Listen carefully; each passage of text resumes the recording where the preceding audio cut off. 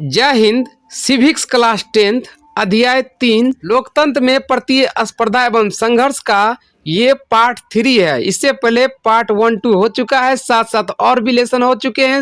राजनीति विज्ञान वर्ग 10वीं। तो चलिए आज की इस वीडियो में दीर्घ उत्तरीय प्रश्न देखते हैं।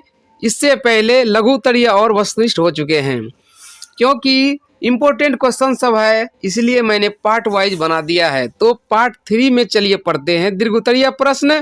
क्वेश्चन है, जनसंघर्ष से भी लोकतंत्र मजबूत होता है क्या? आप इस कथन से सहमत हैं? इस टाइप के क्वेश्चन आएंगे तो क्या लिखेंगे, कैसे लिखेंगे, तो चलिए जानते हैं।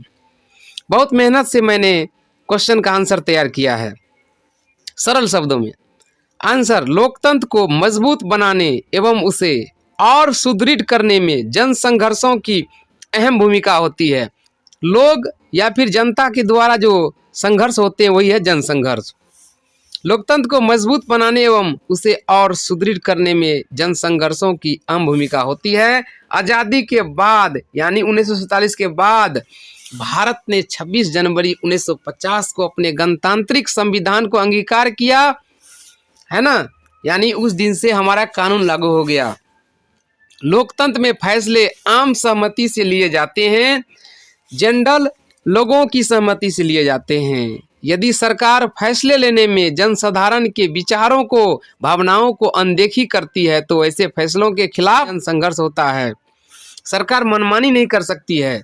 जनसंघर्ष सरकार को तानाशाह होने एवं मनमाना निर्णय से रोकते हैं, क्योंकि लोकतंत्र में संघर्ष होना आम बात होती है। ठीक है, कोई भी गड़बड़ी अगर सरकार करती है या करना चाहती है तो जो विपक्षी दल हैं या फिर जो भी जनता है वे आवाज़ उठाते हैं और सरकार सुनती है और उनकी शिकायतों को, उनके मामले को जो है ध्यान में रख करके सुधार करना चाहती है। चलिए आगे बढ़ते हैं। दूसरा प्रश्न है, किस आधार पर आप कह सकते हैं कि बिहार से शुरू हुआ छात्र आंदोलन का स्वरूप राष्ट्रीय हो गया है?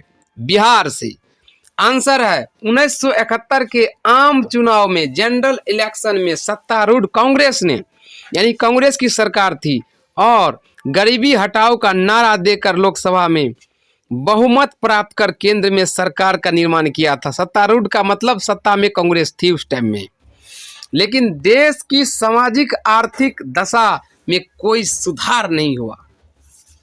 मार्च 1974 में बिहार में बेरोजगारी और भ्रष्टाचार एवं खाद्यान्न की कमी, जो अनाज है, जो चावल गेहूं है, उन सभी की कमी में आकस्मिक या अप्रत्याशित वृद्धि के कारण बिहार के छात्रों ने सरकार के विरुद्ध आंदोलन छेड़ दिया।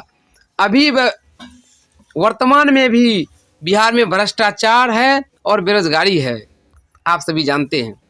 छात्रों ने अपने आंदोलन की अगुवाई हेतु जयप्रकाश नारायण को आमंत्रित किया। किसे?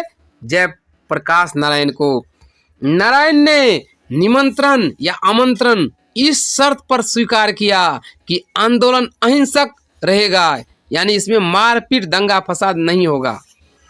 जेपी नारायण ने बिहार की कांग्रेस सरकार को बर्खास्त करने की मांग की, क्योंकि उसी के सरकार में बेरोजगारी थी सबसे ज्यादा। उन्होंने सामाजिक, आर्थिक एवं राजनीतिक क्षेत्र में संपूर्ण क्रांति का आह्वान किया। किसने? जयप्रकाश नारायण ने। यहां से पूछा जा सकता है, संपूर्ण क्रांति का आह्वान किसने किया? जयप्रकाश नारायण ने। दोबारा से आंसर सुनिए। 1971 के आम चुनाव में सत्तारूढ़ कांग्रेस ने गरीबी हटाओ का नारा देकर लोकसभा में बहुमत प्राप्त कर केंद्र में यानी देश में सरकार का निर्माण किया था, लेकिन देश की सामाजिक आर्थिक दशा में कोई सुधार, इम्प्रूवमेंट नहीं हुआ। मार्च 1974 में बिहार में बेरोजगारी और भ्रष्टाचार एवं खाद्यान्न की कमी में आकस्मिक वृद्धि के कारण बिहार के छात्रों ने सरकार के अगेंस्ट आंदोलन छेड़ दिया। छात्रों ने यानी स्टूडेंट्स ने अपने आंदोलन की अगुवाई हेतु जयप्रकाश नारायण को आमंत्रित किया। जयप्रकाश नारायण ने आमंत्रण निमंत्रण इस शर्त पर स्वीकार किया कि आंदोलन अहिंसक रहेगा। जयप्रकाश नारायण ने बिहार की कांग्रेस सरकार को बर्खास्त करने की मांग की। उन्होंने सामाजिक, आर्थिक एवं राजनीतिक क्षेत्र में संपूर्ण क्रांति का आह्वान किया। समझ गए दोस्तों? कॉपी पर इसको लिख लेंगे, वीडियो को इस तरह से पॉज करके या स्क्रीनशॉट लेकर के। चलिए आगे बढ़ते हैं। आ गया एक और very very very very very very important question. राजनीतिक दल को लोकतंत्र का प्राण, जान, जहान क्यों कहा जाता है? लोकतंत्र का प्राण क्यों? आंसर है, लोकतंत्र के व्यावहारिक पक्ष में राजनीतिक दलों का महत्वपूर्ण स्थान है। व्यवहार का जो पक्ष है उनमें पॉलिटिकल पार्टीज का इम्पोर्टेंट क्या है? रोल है, स्थान है, भूमिका है। राजनीतिक दल सरकार के संचालन में महत्वपूर्ण भूमिका निभाते हैं। ये लोकतांत्रिक शासन व्यवस्था में काफी महत्वपूर्ण कार्य करते हैं। पॉलिटिकल पार्टीज ये जनता की विभिन्न समस्याओं के समाधान में महत्वपूर्ण भूमिका निभाते हैं। कौन? Political parties. Political party country के यानी देश के पीपुल की फीलिंग्स एंड थॉट्स को ऐड करने का, जोड़ने का काम करते हैं। कौन? Political party. जनता के पास क्या समस्या है ये सरकार के समक्ष रखते हैं।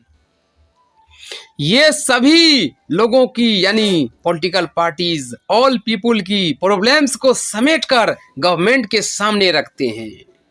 ये सभी लोगों की समस्याओं को समेटकर सरकार के सामने रखते हैं। समझ गए? नहीं समझे दोबारा पढ़िए, कॉपी पर लिखिए क्वेश्चन का आंसर और एग्जाम में कलम तोड़कर लिखिए।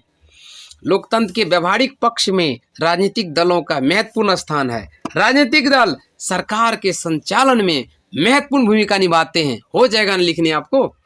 ये लोकतांत्रिक शासन व्यवस्था में काफी महत्वपूर्ण कार्य करते हैं। ये जनता की विभिन्न समस्याओं के समाधान में महत्वपूर्ण भूमिका निभाते हैं। पॉलिटिकल पार्टी कंट्री के पीपुल की फीलिंग्स एंड थॉट्स को, भावनाओं और विचारों को जोड़ने का काम करते हैं। ये सभी लोगों की समस्याओं को समेटकर गवर्नमेंट के सामने रखते हैं। चलिए आगे बढ़ते हैं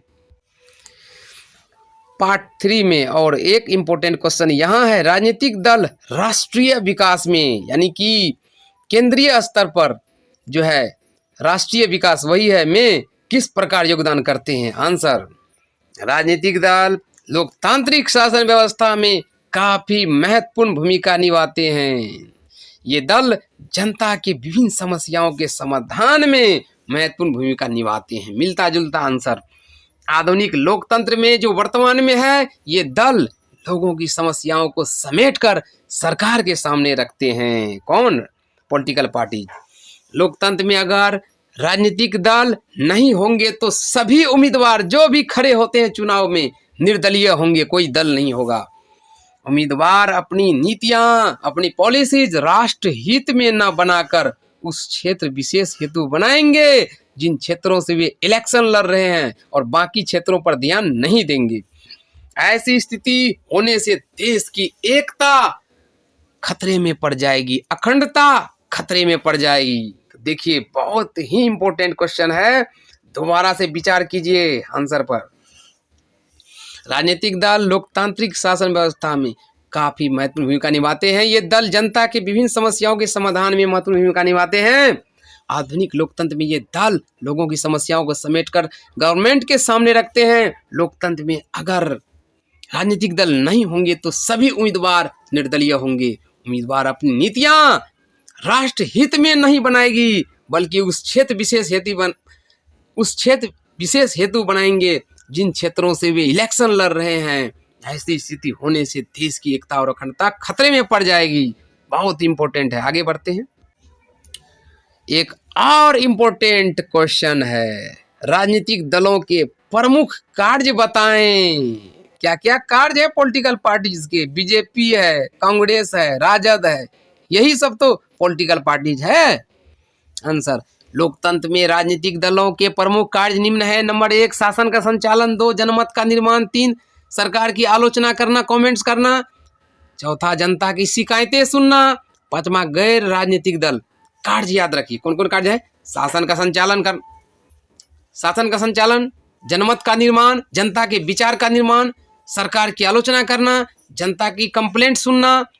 गैर राजनीतिक दल, देखिए 1 नंबर में शासन का संचालन का मतलब आगे लिखेंगे, राजनीतिक दल चुनावों में, इलेक्शंस में बहुमत प्राप्त करके सरकार का निर्माण करते हैं। जिस राजनीतिक दल को बहुमत प्राप्त नहीं होता है विपक्षी कहते हैं। दूसरा है जनमत का निर्माण, एक लाइन छोड़ करके अगला कार्य लिखना है। राजनीतिक दल का एक प्रमुख कार्य जनमत का निर्माण करना भी है। क्या है? जनमत का निर्माण करना। तीसरा है सरकार की आलोचना करना, इसमें लिखना है सत्तारूढ़, यानी कि जो सरकार में है, जो सत्ता में है, सत्तारूढ़ दल के अलावा देश में विरोधी दल भी होते हैं। क्या होते हैं? विरोधी दल भी होते हैं जो सरकार के सामने पब्लिक की प्रॉब्लम्स को रखते हैं। अर्थात विरोधी दलों का काम सरकार को उनकी गलतियों की ओर ध्यान दिलाना है। चौथा है जनता की शिकायतें सुनना। राजनीतिक दलों का काम जनता की, पब्लिक की शिकायतें सुनना भी है। विरोधी दल जनता की शिकायतें सत्तारूढ़ दल के समक्ष रखते हैं। सत्तारूढ़ दल उन शिकायतों को दूर करने की कोशिश करता है। क्लियर? तो सिविक्स क्लास 10th अध्याय 3 खत्म हो चुका है। नेक्स्ट वीडियो में मिलेंगे हम सिविक्स में अध्याय 4 लेकर के। तब तक ये देखते रहिए YouTube channel JP golden study.